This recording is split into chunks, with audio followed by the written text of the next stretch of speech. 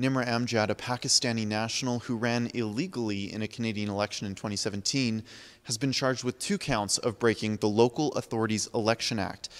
Amjad has been photographed speaking at an Antifa rally, and she's represented Canada in multiple globalist conferences around the world. Even though they tried to hide it, the rebel uncovered that this illegal candidate was also a board member for the socialist blogging site Progress Alberta.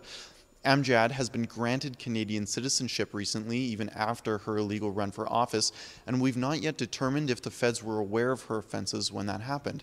We're heading out to the streets of Calgary to see what the locals think about a foreign national running in Canadian elections. We're wondering if you think non-citizens should be allowed to run in Canadian elections. Absolutely not, because it devalues what Canadian citizenship is.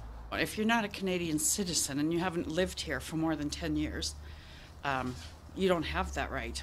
People that are running for office should be native to this country. You have to be a Canadian citizen. You have to have a certain pledge to do that. So, obviously that's not helpful. Well, I think anybody breaking the law is not really a good fit. She was able to lie, go against the law, and still become a permanent resident, where there are other people who are waiting years and years just to become a permanent resident. It's really unreasonable, and it is not fair at all.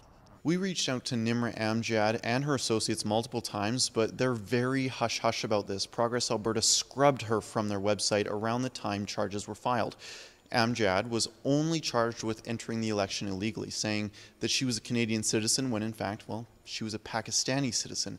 The rebel reached out to the police to see why they hadn't charged her with perhaps voting illegally, which would carry a prison sentence of up to 6 months in jail. They said it was because of a lack of evidence. So I have tracked down the investigator on the Nimra Amjad case. He said that we did look at whether or not she voted, and there was not enough evidence to prove an offense there. We're trying to get to the bottom of this. If anyone has any information whatsoever on Nimra Amjad, her illegal campaign, and especially if she voted in her own election, please reach out to us by using the email on your screen. For the Rebel Media, this is Cian Bexte. Thanks for watching. If you enjoyed the coverage, please be sure to like and subscribe to The Rebel. Click that notification bell right next to the subscribe button, and follow us on Twitter and Facebook. You can follow me on Twitter at Economic, that's with a 3. I'd be happy to hear from you.